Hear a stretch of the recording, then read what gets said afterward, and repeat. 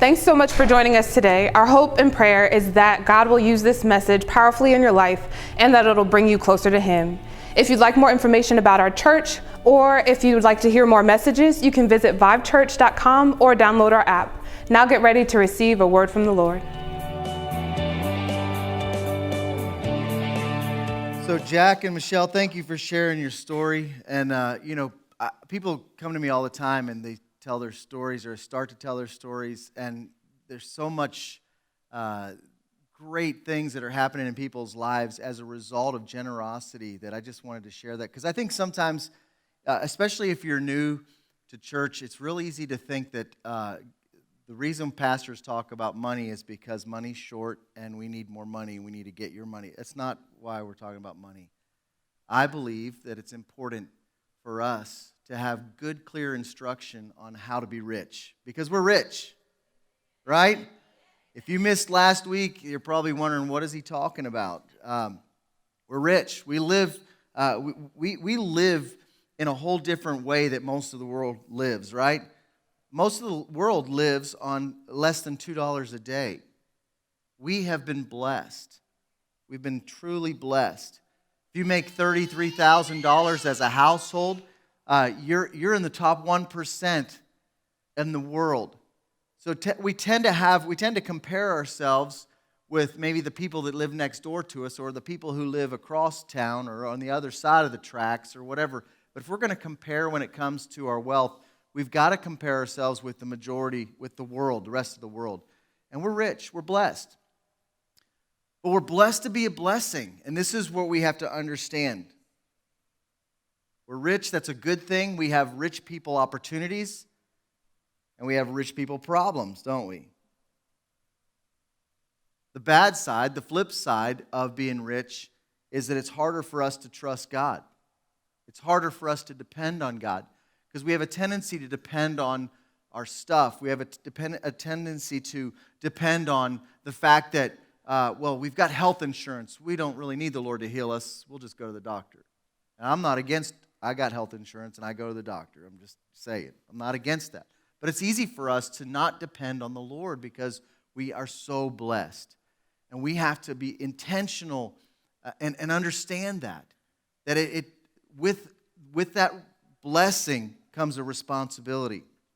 And so we have to learn how to live in that way, right? So I want to talk about another challenge of being rich. And that challenge is that our money makes promises to us that it can't keep. Now, if you're sitting on your wallet, grab your wallet out, guys. Ladies, if you got your purse there in front of you, pull out your purse for a second, and wherever you store your money, open your wallet. You got it? Don't worry, I'm not going to take anything out of it. Reiner's like, I don't know. Give me your wallet, Reiner. You don't even have a wallet. You're in bad shape, right? Sarah's got his wallet. It's all right, Robin has my money, but she lets me have a wallet. Yeah, with her picture. It's true, right there. See? She put that there. But I'm glad it's there. So now hold your wallet up to your ear. You hear it talking to you? Yeah. Hear it talking to you?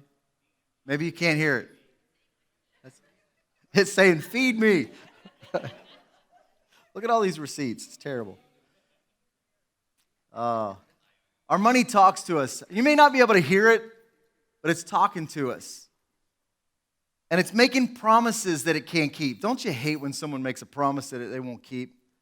Right? They're just talking. Jesus talks in Matthew chapter 13 and then also in Mark chapter 4 about the deceitfulness of riches. That our money lies to us. It's deceitful. Now, some people think, that the Bible says that the root of all evil is money. Money is the root of all evil. I hear people say, isn't money the root of all? Money is not the root of all evil. It's the love of money that's the root of all evil. But our money, if we're not careful, will listen to it. It will deceive us. It will lie to us. It'll make promises to us that it can't keep, has no way of keeping. One of the promises that our money makes to us and whispers to us when we're not aware of it or realizing it is that it promises us happiness. Money promises happiness. Money also promises security. Now here's the struggle. If our money brings us happiness and security, of course, it makes sense that people have a hard time letting it go. So the idea, if you've ever been in that situation where you're like, give up money, give to the church, give to this group, give to this person, what? It's hard to let go of something when it's offering you happiness and security, right? That means if I'm giving it up, I'm letting go of a little bit of my happiness. It's like, I don't know if I want to share my happiness with that person. I don't know if I want to share my security with that person. And so those are the challenges that we face if we believe that money truly does offer happiness and security. Because no one wants to give up their happiness and security, right? Let's be real, though. There's always a greater sense of hope when there's a pile of money available, right? Can we be real this morning? Let's not be church people and be religious and all pious. Let's be real. If we got money in the bank, right, there's a pile of money available, there's a sense of hope. Do you ever feel hopeless about your finances if you've got a lot of money in the bank? No, we feel hopeful. Things are more hopeful when you know you can pay your bills, right? Hope often accompanies riches. You see, our money, along with happiness and security, our money also promises us hope. See, placing our hope in riches is something different. It's one thing to have hope and riches at the same time, but it's another thing to have hope in riches. Where's that line? Where is the line between hope and riches and hope in riches? See, when riches become the basis for our hope, the source of it, that's when we're headed down a slippery slope. And that's what we want to talk about this morning. Because Paul addresses this. The Apostle Paul addresses this to the church, actually to Timothy, who is a young pastor. And he's instructing Timothy to also instruct the church. And he says, here's what you need to do. You need to command those who are rich. 1 Timothy 6:17. We talked about this passage last week, and we're going to use it through the whole series. 1 Timothy 6:17. He says, command those who are rich. That's us, right? We've been blessed. That's not a bad thing. We've been blessed. Command those who are rich in this present world not to be arrogant, nor to put their hope in wealth, which is so uncertain, but to put their hope in God, who richly provides us with everything for our enjoyment. So the bottom line to the message this morning is, don't put your hope in riches, but put your hope in Him who richly blesses. It's real easy for us, though. It's real easy for us to cross that line, to know where it's at. So this morning, I want to instruct you. Now, Paul says, command those who are rich. One thing I've learned is it's hard to command rich people, right? You probably won't take kindly to me commanding you, but I'm going to instruct and say, you know what, as rich people, this is how we should live. This is how we should be good stewards or managers, right? We have been given resources, and we have a responsibility to manage those resources. Don't put your hope in riches, but put your hope in Him who richly blesses. I don't know if you realize this, but Jesus talked more about money and possessions than heaven. Heaven's very real. Heaven is our hope. Heaven is what we live for, right? But he talked more about money and possessions than he did about heaven. One of the reasons for that is because he understood the potential for us to get caught up and distracted by our possessions, by the resources and the things that God's given us. It's real easy for our hope to migrate away from God into the deceitfulness of riches. It's real easy for our hope, instead of being in God, it migrates into our wealth. There are times I catch myself when things are tight and trying to figure out that anxiousness. Of course we all have felt that, right? Like, what about this? What about that? What about this? It's real easy for us to migrate away from our hope in the Lord to our stuff. And so the reason I'm talking about this morning is because this is how we're supposed to conduct ourselves as people who've been blessed, and we're blessed, right? Now your car may not be as new as your neighbor's, but you have a car, and most of the people in the world don't have a car, right? You have a house. Most of the people don't have a house. All that, you get my point, right? We're blessed. And so, but we have to be careful when it comes to our hope. See, when our hope migrates away from the Lord and into our wealth, into what we have, into our possessions, it's a subtle thing. It's a gradual thing. Sometimes we don't even realize it until it's happened. But when it does, what happens is something forms inside of our hearts, something that nobody ever wants to admit that it's there. It's an ugly thing that forms inside of our hearts. It's an enemy of our heart. It's a disease that forms inside of our heart, and it's called greed. I've never had anybody say, "Hey, I'm greedy." Nobody ever admits it. It's really almost impossible to identify greed inside your own heart. But we identify it in other people, right? Don't you know a lot of greedy people? I do. I'm just playing. But we do. It's easy for us to say, that person's greedy. That's greedy. But for us, it's like, I'm not greedy because I don't feel greedy. I want to help people. If you ask me, hey, do you want to give to the poor? Do you want to meet people? I want to. So it's hard to identify whether or not there's greed inside of our hearts. Jesus in Luke chapter 12, he's having this conversation with his disciples, and this other conversation comes up. And a guy comes to him and says, tell my brother to give me what's mine. Blah, blah, they get on this conversation. So Jesus starts to talk to them about greed. Greed is simply this. It's the assumption that what I have is for my consumption. Let me say it again, because if you want a quick indicator, the assumption that what I have is for my consumption. That everything that comes in is meant for me to consume. Right? That's greed. Answer that quick. Might be the Lord.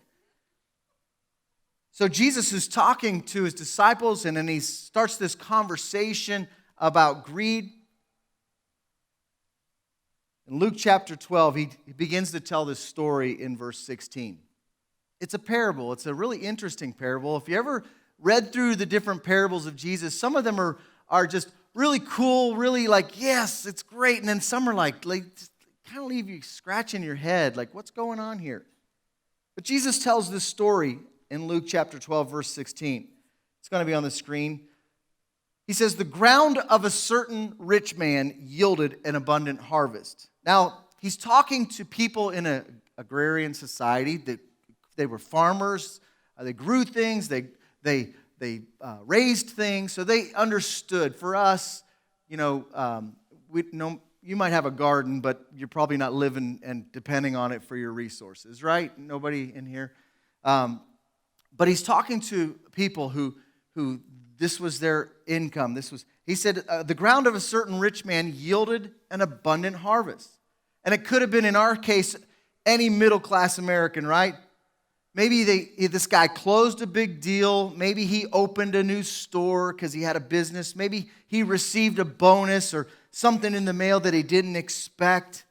Whatever it is, money is rolling in that he didn't expect. And what's he going to do with the extra? You got to remember, Jesus is making this story up. He wants to teach not only the people that were there right then, but he wants to teach us the right and the wrong way to respond when we find ourselves with more than what we need. What do we do when we have more than what we need?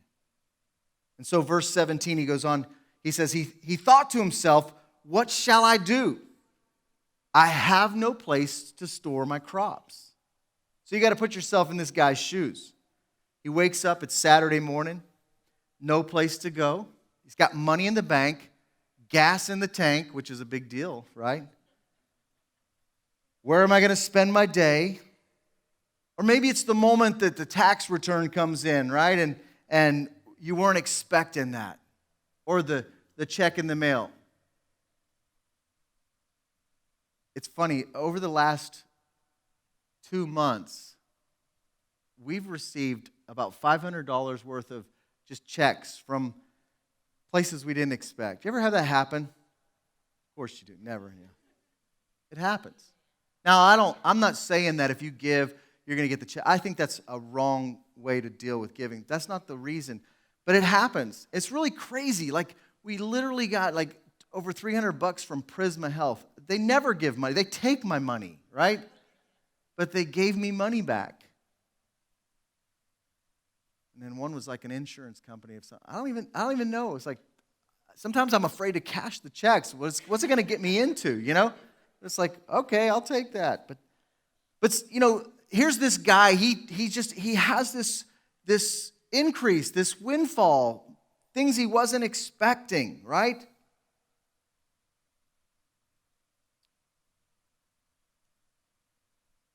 So what are you going to do with it? What's he going to do with it? Should he buy a new computer, new curtains for his house, trade in the car? Jesus went on in the story, verse 18. Then he said, this is what I'll do. I'll tear down my barns, I'll build bigger ones, and there I will store my surplus grain. And I'll say to myself, you have plenty of grain laid up for you, up for many years. Take life easy, eat, drink, and be merry. So Jesus is teaching about saving or maybe even investing our surplus. Is that what the story's about? That we need to save, we need to invest our surplus? You would expect something like this from an experienced teacher, right? Jesus would teach something like this. The man in the story is very industrious, tore down his barns, built new ones. If you think about it, good for him, right? Good for him. He's having a good year. Isn't it good to see people have a good year?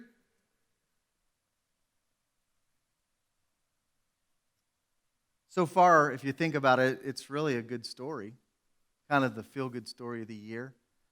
Here's this guy who is doing well, has this windfall, gets a bonus. Great, awesome. But the story, this is where you scratch your head. It takes a morbid turn. I expect Jesus to praise him, kind of like this is what you should do.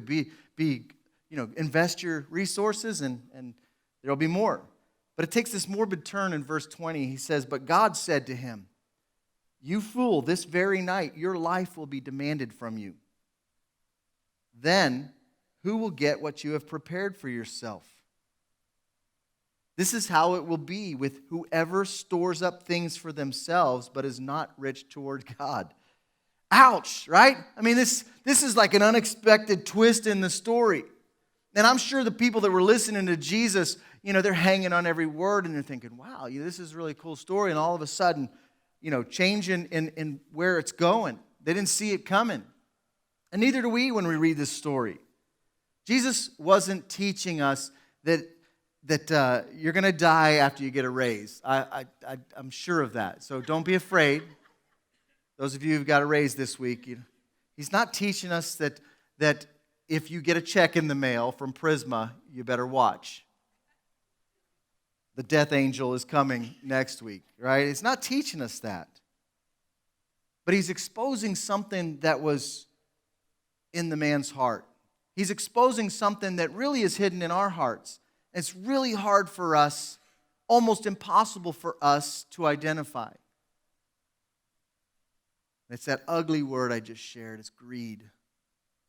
God is constantly trying to expose that in our hearts because it works against what he wants to do in us and through us. God's not trying to get all of our money because he needs it and he's poor. He's trying to teach us how to handle what he's given us. Because if you can handle it, then he'll give you more. But if you can't handle it, it'll destroy you, right? This is what he's trying to teach us. And this is what we try to teach in the church. We're not asking for money. We're not begging for money. We're saying this is how God instructs us so that we can be good stewards and we can be vessels that God works through. We can be blessed and then be a blessing. And there's so many of you that have come to me and said, "Man, this just happened, and they're just great stories." I love it. I love to hear it. I love to see people who understand it, who get it. It's one of the hardest things for us to get. Why is that? Think about it. Why is it such an area of contention? For years, I was so afraid to talk about money as a pastor. So afraid to have a sermon like this because I just thought, well, I'll run people off. People won't come back. Because you hear those stories, it's like, well, all pastors talk about is money. Michelle referred to it in her story. That's how her dad's attitude was. All pastors, why is the church talking about money? Because the money is such an important part of our lives. Why did Jesus talk more about money and possessions than heaven? Because he understood how, if we're not careful, we'll get twisted up. We'll get messed up. But he also understood if you get free in this area, if you get it, God can work through you to be a blessing. That's what it's about. It's about us being a blessing. So God is exposing this thing inside of our heart, this sinister disease called greed. See, the real problem in the story wasn't the fact that the guy was prosperous. It wasn't the fact that he had a windfall. Here's the problem. There's two things. First of all, he never asked God what he should do with the increase. He had this windfall. He had this money come in. His crops produced way more than what he expected. And he never thought for a second, never stopped for a second to ask God, what should I do with the increase? I think maybe we're afraid to ask God what we should do with the increase because we're afraid God's going to ask us to give it away. There's this fear. Here's something I've learned. If God asks you to give it away, and he doesn't always ask us to give it away, right? I mean, you get that? Those of you who are mature in this area of your life, and you get it. God doesn't always, it's almost like I'm not going to show God how much my paycheck is because if he knows. Come on. He doesn't, but we have this fear that if he knows, if we ask him, then he'll say, give it away. If God ever says, give it away, guess what? Yeah, give it away, but what else? He's going to give you more. He always does. Now, I know sometimes you hear, pastors, they're usually on TV late at night talking about this. If you give, you're going to get this much. It happens, but that's not the motive for giving. Don't ever give because, I want to get a 500-fold or whatever they say. I want to get so much more back. all that does is appeals to the greed that's in your heart. But the reality is, you get this, right? Those of you who've walked this out. When you give, if God says give it, guaranteed He's going to give it back. And He says pressed down, shaken together, running over, all that. In other words, He gives us more. Why? Because He knows He can trust you, right? And so the first problem with this story and what was going on in this guy's life is that he never asked God what he should do with the increase. He was under the assumption that what he had was for his consumption. And this is where we have to guard our hearts. Proverbs 4:23 says, guard your heart, for it's the wellspring of life. Guard your heart, for it affects everything you do. And only you can guard your heart. Only you know when God blesses you. Only you can guard against things like that. Only you can be the one that understands and knows, hey, this is what's happening. But it's the assumption that what he had was for his consumption. It's okay to ask, Lord, what should I do with the increase, right? Second problem this guy had is that his hope and trust was in his wealth. His hope and his trust, whether they were in the Lord at one point, we don't know. It's a made-up story. It's not a real guy. But his hope and his trust, this guy in this story, they were in the wealth that he had. And this is where we have to be careful as God blesses us. And I believe He wants to, right? I believe that He wants to bless us. And there's no shame in that. It's to be a blessing. See, because when we're blessed and we're a blessing, we can impact so many people's lives. So his hope and his trust was in his wealth. Verse 19, Jesus, I'm just going back, and it says, and I'll say to myself, you have plenty of grain laid up for many years. Take life easy, eat, drink, and be merry. And so his hope and his trust resided in his stuff. See, your money's going to make promises to you. It's going to be deceitful. It's going to whisper things to you that it can't provide. It's not going to be able to provide hope. There's no for sure when it comes to the stuff we have, right? There's no security, although it does try to tell us, if you get this much, you're good. It's real easy. And listen, I understand. It is a tension that we live in. It's a tension that we live in. But as stewards, as managers, it's our responsibility. So our money's going to make some promises that it can't keep. But don't put your hope in riches, but put your hope in Him who richly blesses. Here's the question that we should all ask. What should I do with the increase? God, what should I do with it? Whatever it is that comes in, if it's a $50 check, if it's a $100 check, God, what should I do with the increase? Sometimes, for me, sometimes the Lord says, I want you to do this. I want you to give it to this person. Because the opportunity is there too. And it's like, okay, it just lined up. God wants me to do that. Sometimes I don't hear anything. But I'm sitting on go. And there's opportunity. I tell you, there's nothing more freer than this area of your life. To be free. To be a vessel. To be kind of just ready. Like sitting on go. Like, God, what do you want me to do? Right? It's a great place to be. This is the place that I want to see the church. I want to see every one of our families in this situation. And you might be in a situation right now where Jack and Michelle were. And you're trying to get out of debt. You're working on paying off certain things. Good. That's responsible. Pay off debt. Be good stewards of the resources that you have. If you're struggling with debt and you're trying to figure out how do I get this debt paid off? How do I get out of the hole that I'm in? There are some great resources. If you've never been through Financial Peace University, it's a great resource. Dave Ramsey has programs. I mean, there's so much good information. And I say, take advantage of that. Get help. See a financial counselor. Get that debt paid off, because we're slaves to debt. I remember when Robin and I first got married, we put our honeymoon on a credit card.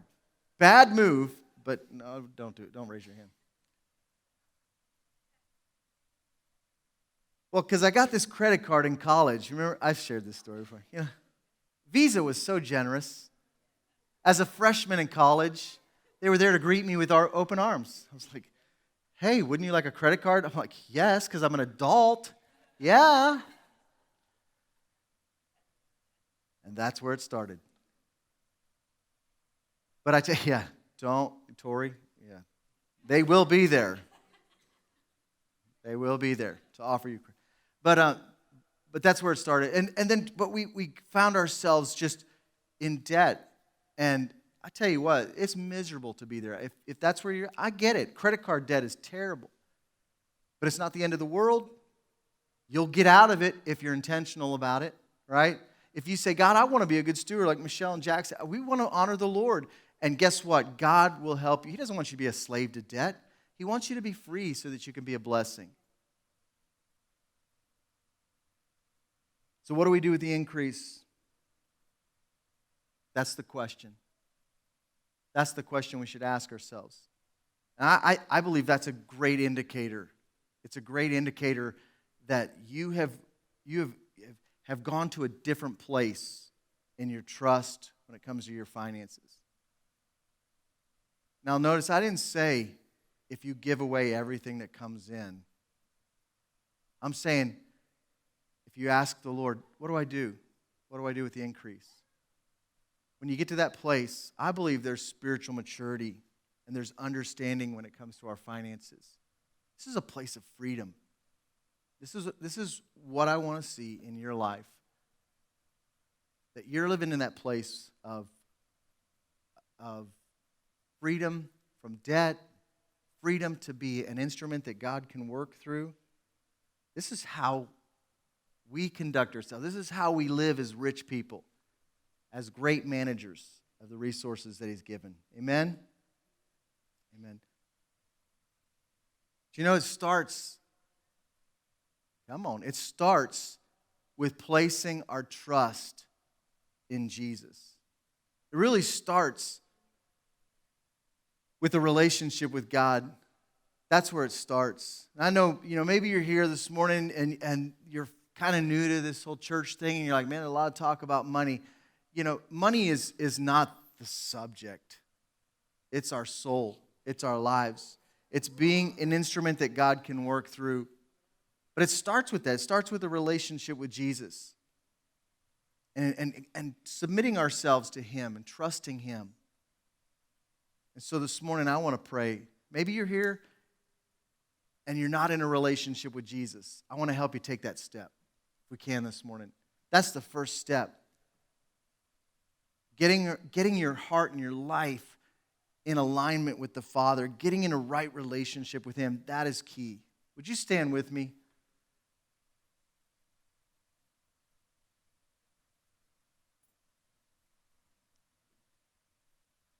Would you do me a favor and just bow your heads and close your eyes for a moment? I want to pray for you, and I want to pray for all of us. Father, first I want to pray for us as a church and as families. You have blessed us. You've blessed us in so many ways.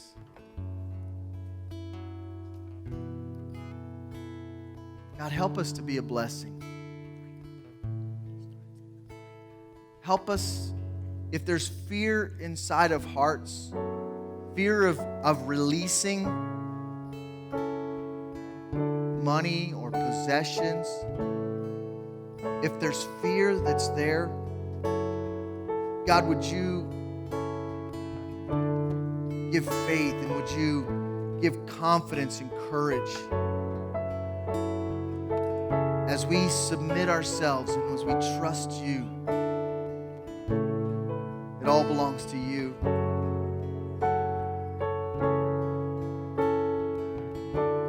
Lord, I do pray for your blessing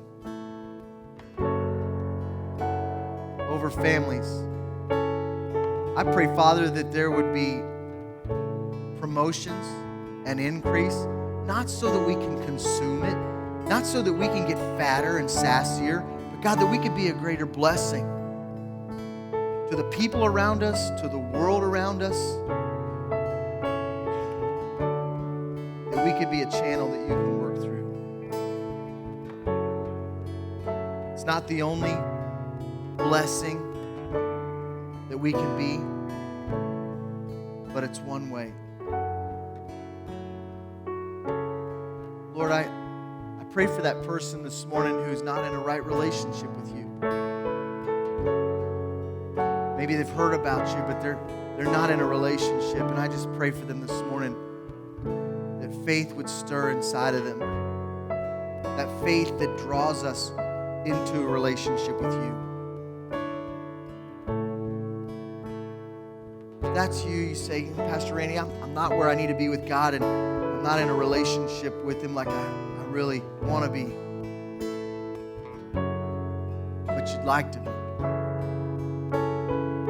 Say, that's me. I want to lead you in prayer. Can I do that? Just pray this simple prayer. This is something you pray in your heart. Just say, Jesus, I need you. I need forgiveness. I need the life that you offer. I surrender to you.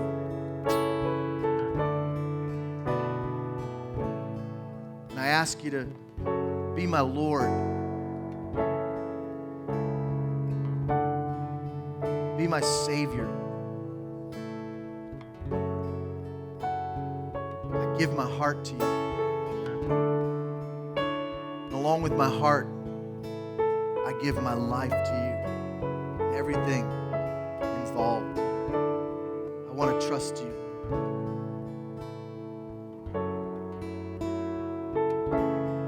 In Jesus' name. Amen. Amen.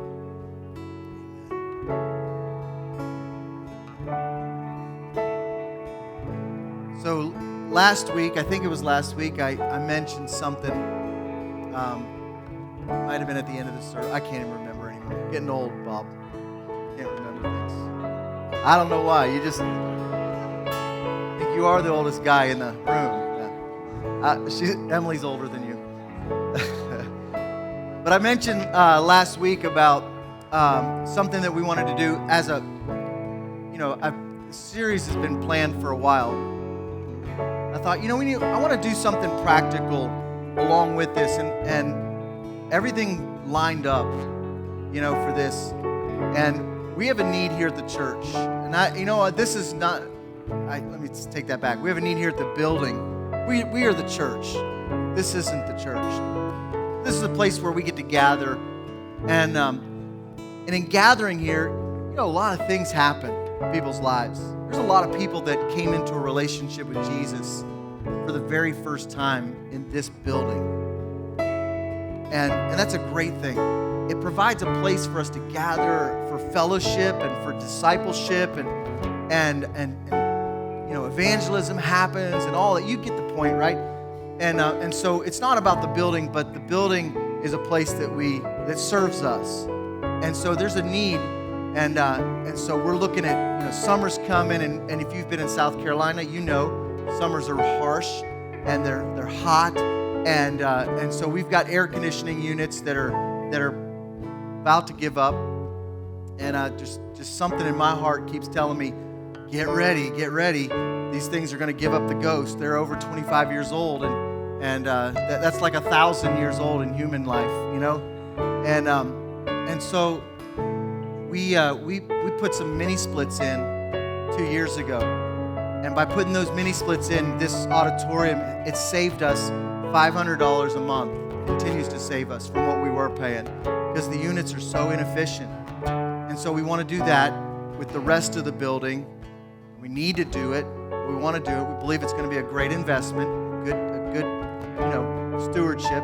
And so here's what we want to do in a practical way, because this is hard for me, because honestly, I'm one of those guys that I don't like to ask people to help me with anything. I will lift it myself because I don't want, not that I want your help. I just, you know me. So I was like, I'll do it. I'll figure it out somehow. I'll go out there and fix that air conditioner. But the Lord said, don't do that. Go to the body. Go to the family. Let's take care of this. This is a great opportunity for us to be givers and to see a miracle happen. So anyway, here's the deal. Robert Lariano, Caribbean Heating and Air, by the way, if you ever need anything with your air conditioning, he's in the house, one of our family members. And so we priced out the equipment. With us doing the work, it's going to be about $13,000. I think I said 10 last week, and he came to me and said, that's a little low. You might want to go up a little. So $13,000. I know $13,000. Some of you may have that laying around. I don't. I've got some, though. Obviously, I already confessed. God's, there's been some extra that's come in. And where does it go? Well, I don't know what the Lord will do for you. I don't know if it'll be an increase or if it may be something that you already have. But I'm asking you, would you consider, let's raise the money. Let's pay for these units. We're going to go ahead out of faith. Craziness, right? I'm the one that jumps out of the plane and then where's the parachute? We're going to go ahead and buy the air conditioning units. We're going to go ahead and get them. We may not have power next month. I'm just kidding. But no. We'll really be hot. No, so we're going to, for several reasons. One, that it's hard to get stuff, right? It's definitely hard to get stuff, and the prices keep going up and up and up. So we decided this week we're going to go ahead and buy the material, buy the equipment, and we're going to trust God for it to come in. So maybe you can give $1,000. Maybe you can give more. Maybe you can give 100. Maybe you can give 200, whatever it is.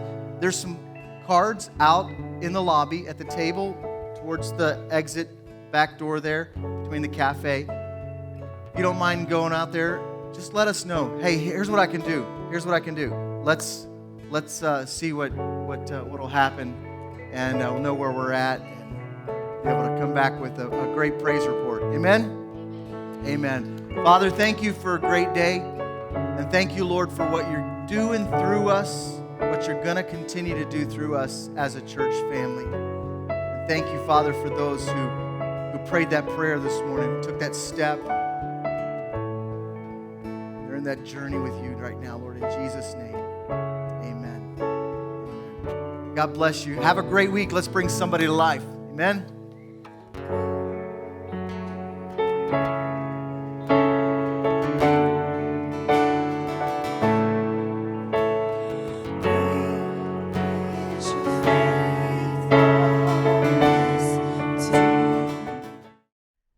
Thanks again for joining us today. We're hoping that this message brought you to life. If you have any prayer requests or if you'd like to connect with our church family, you can email us at info@vivechurch.com, or you can fill out the contact card section in our app. We're looking forward to hearing about all the ways that God is moving in your life. And until next time, go bring somebody to life.